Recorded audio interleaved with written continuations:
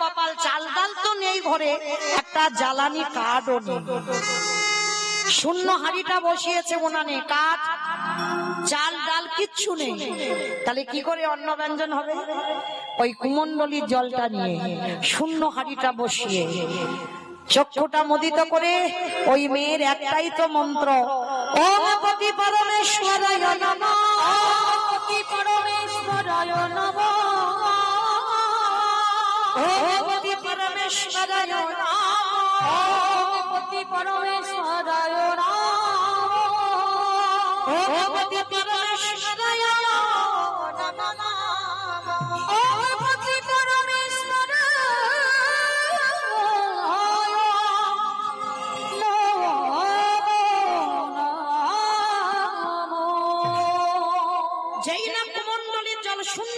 ছিটিয়ে দিল, অন্ন ব্যঞ্জন ভরপুর হয়ে গেল।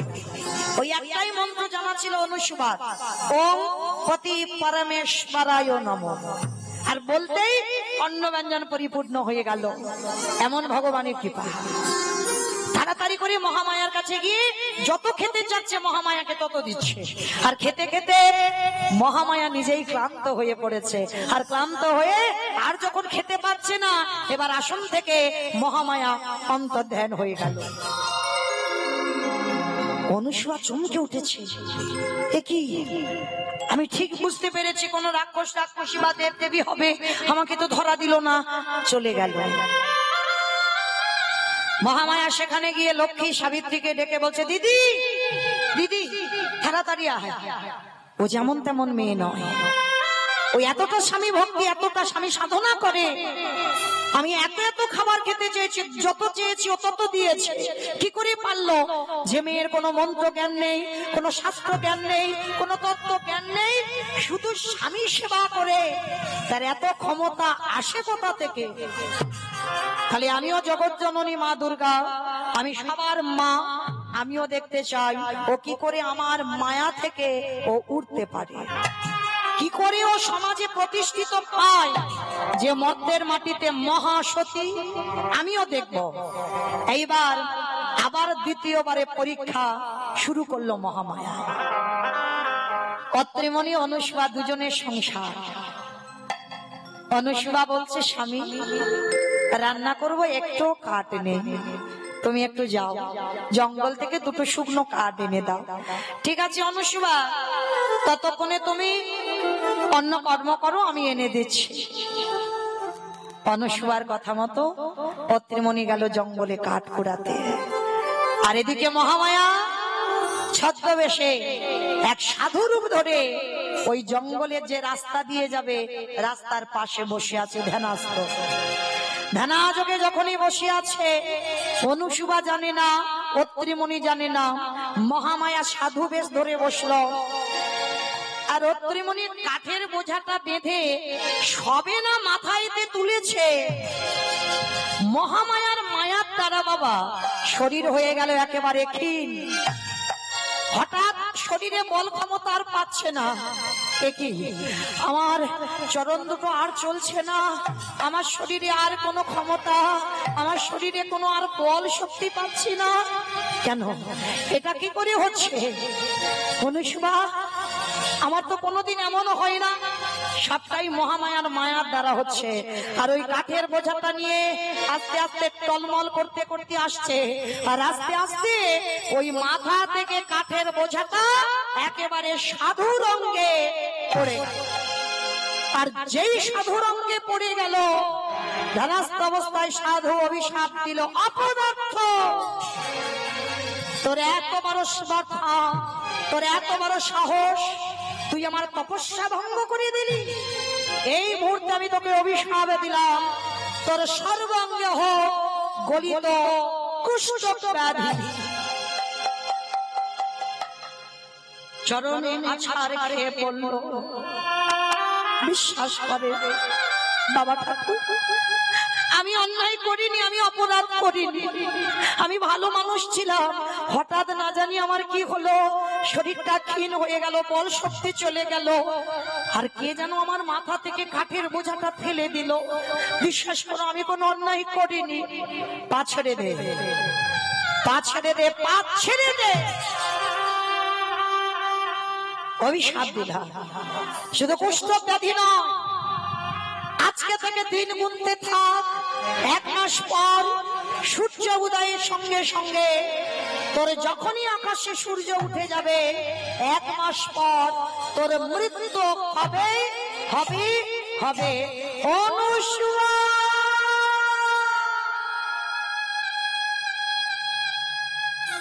সঙ্গে সঙ্গে সর্ব অঙ্গে বাবা ভরে গেল কুষ্ঠ ব্যাধি।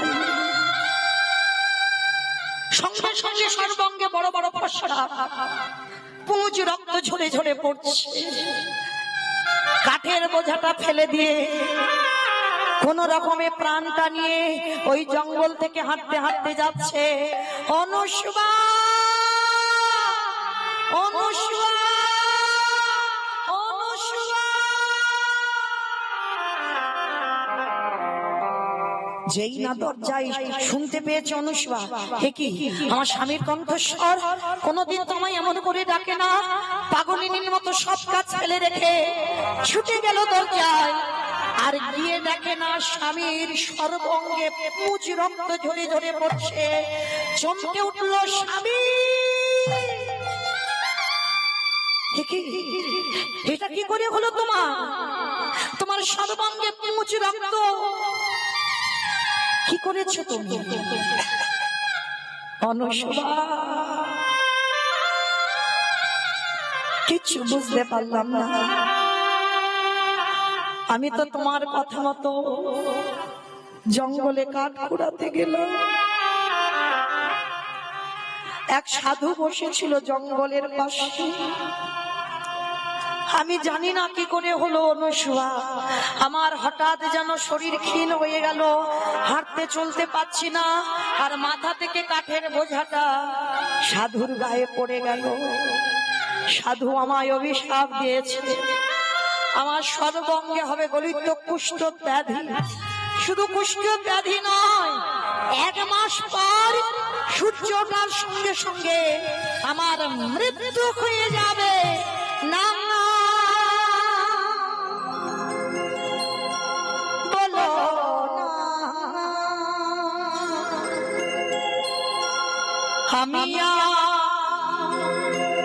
সহিতে পারি না,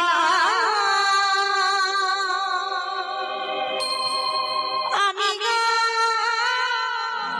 সহিতে পারি না। না বলো না, বলো না, আমি সহিতে পারি না, আমি সহিতে পারি না, পারি না, না বলো না। চিরবান চিরধনে যে তুমি আমাদের ছাড়িয়া তুমি যেও না, আমাদের ছাড়িয়া তুমি যেও না। চিরবান চিরধনে আমাদের ছাড়িয়া তুমি যেও না, আমাদের ছাড়িয়া তুমি যেও না, যেও না, না বলো না, বলো না। আমি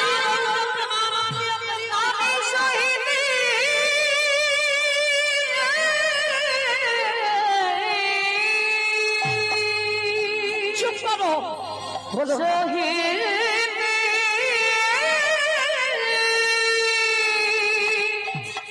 পারি না। অনুষ্মা এটাই হবে, এটাই আমার কপালে লেখা, এটাই আমার অদৃষ্টে লেখা। 1 মাস পরে আমার মৃত্যু হয়ে যাবে। অনুষ্মা একটা কাজ করো, চলে যাও, তুমি বাপের বাড়ি চলে যাও, কারণ সেই তো আমার 1 মাস পরে মরে যেতে হবে। আর এই রোগটা বড় ছোঁয়াচে রোগ, তুমি যদি আমার সেবা করো, আমার সেবা করতে করতে তুমিও অসুস্থ হবে, তখন আমি তোমাকে কার কাছে দিয়ে যাব? কে তোমাকে দেখবে বলো? আমি মরে বলছি শান্তি পাবো না। তাই যাও, তুমি সময় থাকতে থাকতে তোমার বাপের বাড়ি চলে যাও।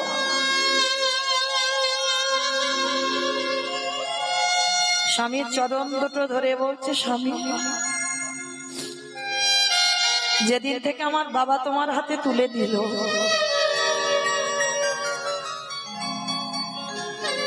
অগ্নি সাক্ষী করে আমি তোমার চরণে সমর্পিত হলাম।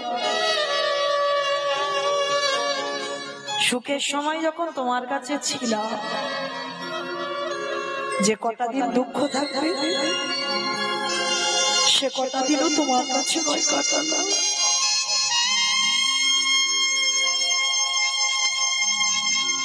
অনুষ্মা তুমি বুঝতে পারছো না, আমার এই রোগ যদি তুমি আমাকে সেবা করো, যদি তোমার হয়ে যায়, তোমাকে কে দেখবে বলো? তুমি নয় আমাকে দেখবে, কিন্তু আমার এই যে ব্যাধি, আমার সর্বাঙ্গে মাংস খসে খসে পড়ে যাচ্ছে, কে দেখবে তোমার? স্বামী, আমি ছোটবেলায় আমার বাবার কাছ থেকে শুনেছিলাম, কোন মানুষ যদি পাপ করে বা অপরাধ করে, সর্বতীর্থে যদি তাকে স্নান করানো হয়, সে নাকি সুস্থ হয়ে যায়। অনুষ্মা, তুমি যে আমাকে সর্বতীর্থে দিয়ে যাবে,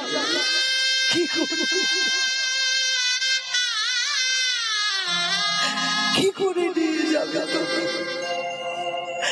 আমার যে দাঁড়াবার শক্তি নেই, আমি যে না পারি বসতে, না পারি দাঁড়াতে, আমার শরীরের মাংসগুলো খসে পড়ে যাচ্ছে, তুমি নিয়ে যাবে কি করে? দেখো না, দেখো না আমি কি করে নিয়ে যাই। কেমন সতী সাধ্বী স্ত্রী, দেখো, জঙ্গলে ঘুরে কিছু কাঠ কেটেছে, কাঠগুলো কেটে একটা বড় কাঠে গাড়ি করেছে, আর গাছের শিকড় কেটে দড়ি করেছে। স্বামীকে ওই গাড়িতে শয়ন করেছে। আছে মা, এখনো জগতে অনেক নারী এমন লড়াই করে স্বামীকে বাঁচাবার জন্য, অনেকে করে।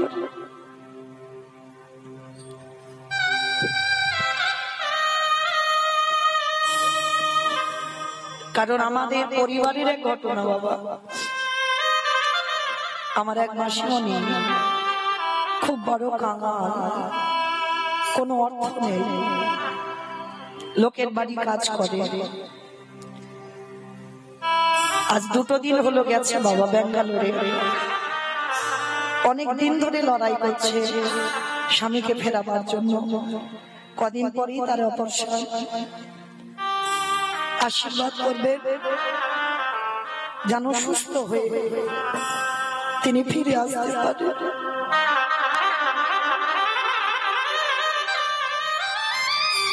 এই বাংলার মাটিতে অনেক অনেক মেয়েরা আছে স্বামীর প্রাণ ফেরাবার জন্য, অনেক লড়াই করে, অনেক লোকের দাঁড়িয়ে দাঁড়িয়ে ভিক্ষা করে, স্বামীর চিকিৎসা করবো।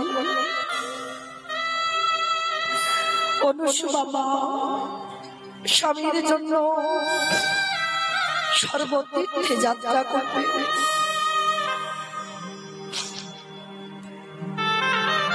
কিন্তু ওই রোগগ্রস্ত স্বামী যে বসতে পারে না, যে দাঁড়াতে পারে না, যে একেবারে অসহায়, ওই কাঠের গাড়িতে করে যাচ্ছে। দয়াময় অনেক সুখের জন্য ঘর বেঁধেছি, সব যদি কেড়ে নেবে। কি বলেছিল তোমার এমন সংসার দিতে? আমি কি বলেছিল তোমার কাছে? সুখের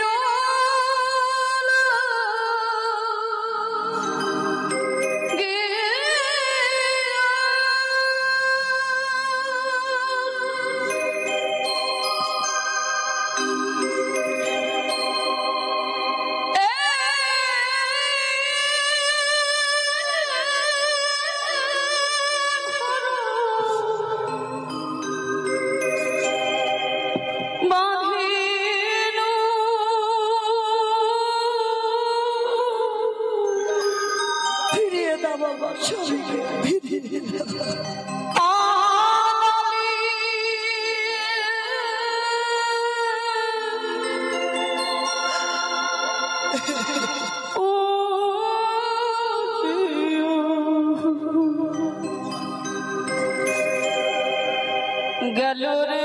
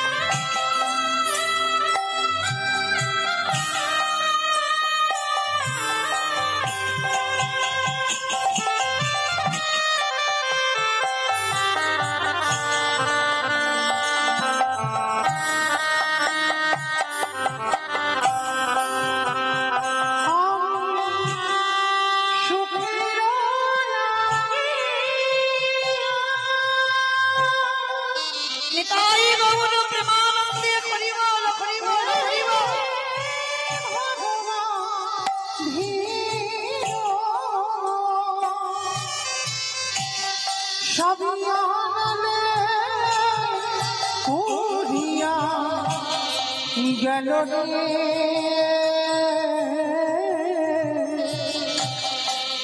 অনলি পুরিয়া গেল।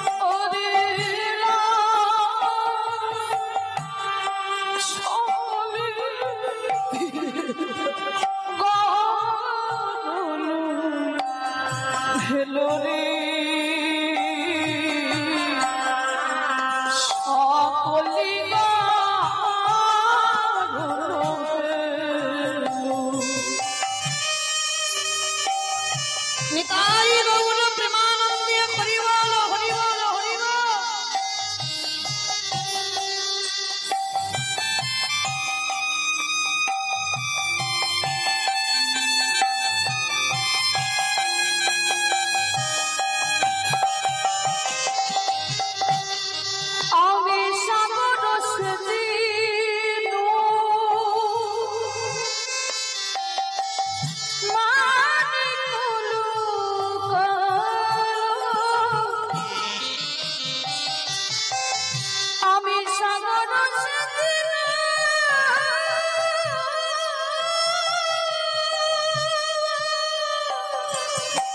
কি অপরাধ ছিল তুমি বলে দাও আমার।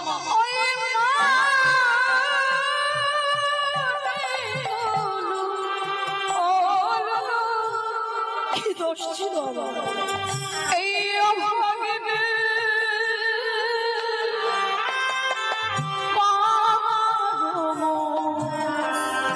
দোষের অভাগিনীর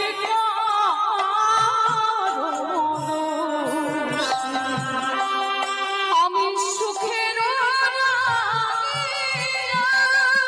নিতাই গৌর পরিবার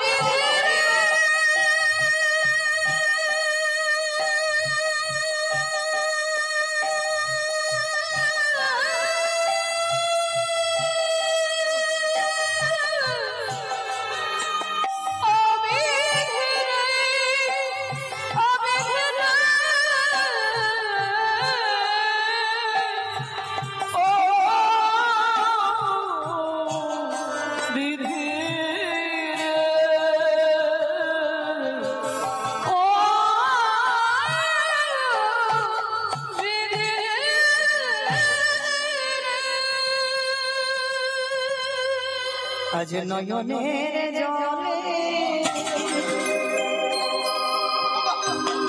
আজ অনসুয়া মায়া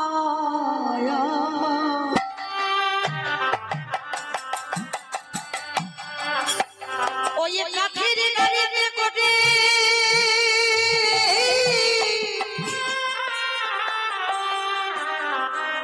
আজ সরবতীর্থে স্নান করাতে যা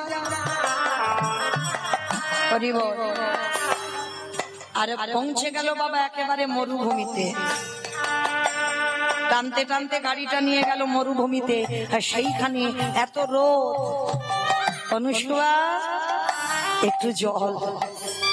একটু জল দেবে অনুসুয়া, বড় কষ্ট।